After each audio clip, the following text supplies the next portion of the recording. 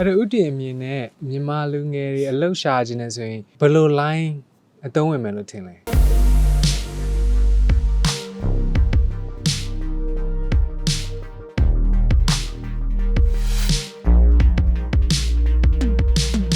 အခုចောင်းသားလေးတွေလာကြပါတော့ចောင်းသားလေးတွေတွေ့တယ်တွေ့တော့သူတို့ fancy ဖြစ်တဲ့ subject ပေါ့နော် major တွေကိုသူတို့ကယူကြတယ်ဥပမာဆိုရင်ပြောရရင်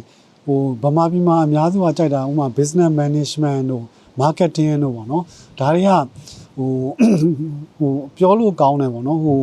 လိုခေါ်မလဲနည်းနည်း impressive ဖြစ်တဲ့ job ပေါ့နော်ဒါပေမဲ့တကယ်တမ်းဒီမှာအဲ့ဒီဟာနဲ့ပတ်သက်ပြီးတော့ကျောင်းတက်တယ်bachelor degree ရတယ်တချို့လည်း master degree ပြီးတယ်ဒါပေမဲ့တကယ်တမ်းအလုပ်ရှာတော့တော်တော်ခက်တယ်ဟုတ်လား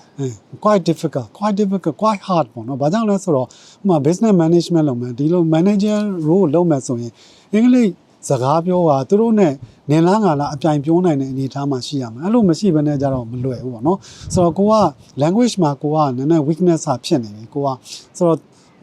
အဲ့ခါမှာကြတော့အလုပ်ကရှားတာသိမ့်မလွယ်အဲ့တော့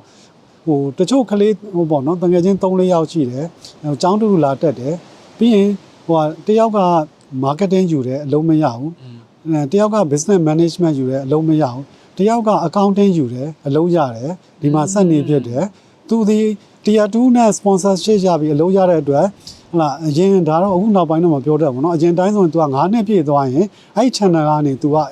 indefinite leave ပေါ့ PR ရဖို့ chance များသွားပြီ။ဆိုတော့အဲ့လိုမျိုးပေါ့เนาะဆိုတော့ဒီaccounting တို့ finance တို့အဲ့လိုမျိုးတွေကအလုံးရဖို့ပို့လွယ်။ marketing ဆိုလူကြိုက်များလေဆိုတော့ဒါပေမဲ့တကယ် marketing ကလည်းဂျဘိုးကိုလိပ်ဖြစ်အောင်ပြောအောင်ပါဆိုတော့ဟုတ်လား language skill ကတော်တော်လိုတယ်